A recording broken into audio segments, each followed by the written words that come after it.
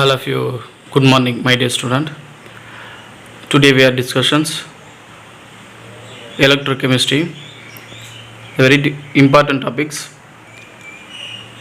Friedrich-Kohlrausch, variation of molar conductivity with concentrations. The molar conductance of different electrolytes at different concentrations. அதாவது இங்கே எலக்ட்ரோலைட்டில் இருக்கக்கூடிய molar conductivity அதோடைய வேரியேஷனையும் with அதோடைய கான்சன்ட்ரேஷனையும் நம்ம இங்கே பார்க்க போகிறோம். ஃபர்ஸ்ட் ஆஃப் ஆல் எதை அப்சர்வ் பண்ணுறோம்? அப்சர்வேஷன்ஸ். மோலார் கண்டக்டன்ஸ் இன்க்ரீஸ் ஆகும்போது அதோடைய டைலூட் இன்க்ரீஸ் ஆகும். மோலார் கண்டக்டன்ஸ் இன்க்ரீஸ் ஆகிடுச்சுன்னா அதோட டைல்யூட்டும் ஆகும், இன்க்ரீஸ் ஆகும். இப்போ டைல்யூட் எப்படி இன்க்ரீஸ் ஆகும்? கான்சன்ட்ரேஷன் டிக்ரீஸ் ஆனால் தான் டைல்யூட் இன்க்ரீஸ் ஆகும். ஸோ கான்சன்ட்ரேஷன் டிக்ரீஸ் ஆக அதோடைய டைல்யூட் என்னவா சொல்கிறோம்? இன்க்ரீஸ் ஆகிருக்கு அப்படின்றத நம்ம சொல்லுவோம். ஸோ இதான் நம்ம அப்சர்வ் பண்ணுற ஒரு விஷயம். இங்கே மோலார் கண்டக்டன்ஸ் இன்க்ரீஸ் ஆகும்போது கான்சன்ட்ரேஷன் டிக்ரீஸ் ஆகும், அதாவது டைல்யூட் இன்க்ரீஸ் ஆகும். ஃபார் எக்ஸாம்பிள் எலக்ட்ரோலைட்ஸ், ஒரு சில எலக்ட்ரோலைட்ஸ் எடுத்துக்கலாம். எக்ஸாம்பிளுக்கு sodium chloride, potassium chloride, hydrochloride, NaCl, potassium chloride KCl, HCl. So இங்கே எம் அதாவது கான்சன்ட்ரேஷன்ஸ் இருக்கு இல்லையா? கான்சன்ட்ரேஷன்ஸ் டிக்ரீஸ் ஆகுது பாருங்கள். 0.1, 0.01, 0.001. ஸோ இது டிக்ரீஸ் ஆகுது. அப்போ மோலார் கண்டக்டன்ஸ் என்னவாக இருக்கும்? இன்க்ரீஸ் ஆகும். அதான் நம்ம பார்த்துருக்கோம். மோலார் கண்டக்டன்ஸ் இன்க்ரீஸ் ஆக கான்சன்ட்ரேஷன் டிக்ரீஸ் ஆகுது இல்லையா? அப்போது மோலார் கண்டக்டன்ஸ் பார்த்தீங்களா 0.1க்கு 10.67, 0.01க்கு 11.85 இல்லைங்களா? 11.85. நெக்ஸ்ட்டு 12.37. ஸோ 10, 11, 12 என்ன ஆகுது அப்படின்னா இன்க்ரீஸ் ஆகுது. பொட்டாசியத்துக்கும் அதே போல் 12, 14, 14.69. அப்போது இது ஆகுது, இன்க்ரீஸ் ஆகுது.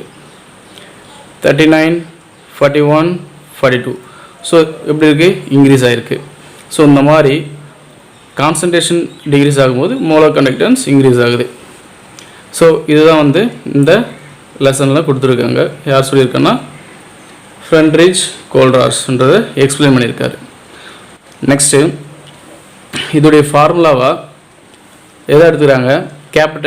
Capital lambda M equal to capital lambda nought minus K root of C, this formula. So இங்கே capital M equal to capital M equal to molar conductance.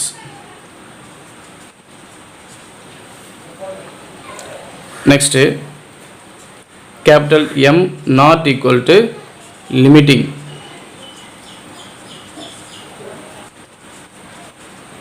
Molar conductance.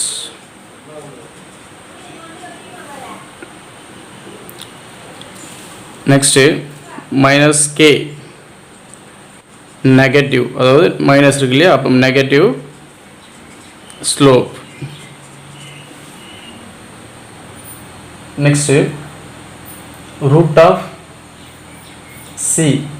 So இங்கே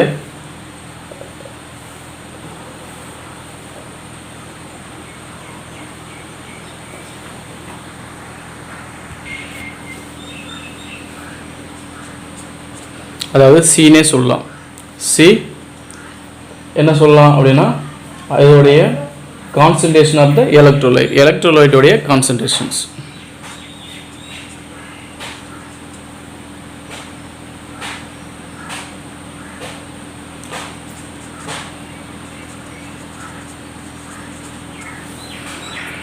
ஓகேங்களா? So இங்கே lambda M equal to, அதாவது capital lambda M equal to capital lambda nought minus K root of C. So இங்கே அதோடைய என்ன சிம்பிளுக்கான explanation capital lambda m equal to molar conductance, capital lambda not equal to limiting molar conductance, minus k negative slope, c concentration of electrolyte. So இது graph பார்க்கலாம். So கிராஃபுக்கு y equal to mx plus cன்றதை நம்ம சொல்லுவோம். y equal to mx plus c. So இங்கே நேராகவே எழுதியிருப்பேன். Capital lambda எம்முக்கு y axis, ஓகேவா. நெக்ஸ்ட்டு இங்கே நம்ம சி, இங்கே சி இருக்கு இல்லையா, எக்ஸ் ஆக்சஸ்க்கு ரூட் ஆஃப் சி, இங்கே இதுக்கு இது எம்எக்ஸ்ன்னு எழுதிக்கலாம், இது எம்எக்ஸ் அப்படின்றத எழுதிக்கலாம். ஸோ கிராஃப் பாருங்கள், இங்கே இருக்குது பாருங்கள், இது வந்து கேபிட்டல் எம் மோலார் கண்டக்டன்ஸ், இது சி, சின்றது எலக்ட்ரோலைட் கான்சன்ட்ரேஷன்ஸ், ஓகேவா. இப்போ ரெண்டு விதமான ஒரு நம்மளுக்கு கிடைக்கும். ஒன்று strong electrolyte, weak electrolyte. Strong electrolyte, weak electrolyte. For example strong எலக்ட்ரோலைட்டுக்கு பொட்டாசியம் குளோரைடு, இது strong electrolyte.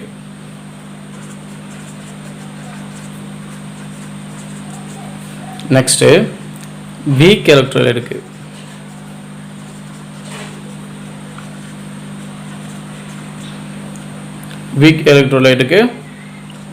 CH3COOH acetic acid, ஓகேங்களா. நெக்ஸ்ட் பாருங்கள், இப்போ இந்த graph. So strong electrolyte first இது கான்சன்ட்ரேஷன் சொல்லுவோம்.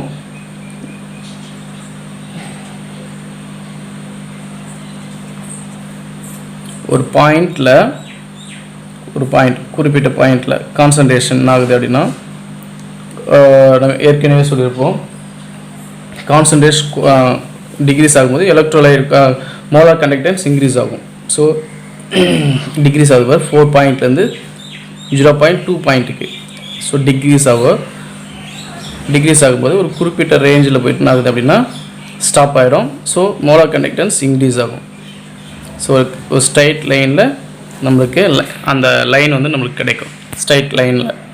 ஸோ இங்கே கான்சன்ட்ரேஷன் டிக்ரீஸ் ஆகுது, 0.4 0.2 ஆகுது, குறைய ஆரம்பிக்குது.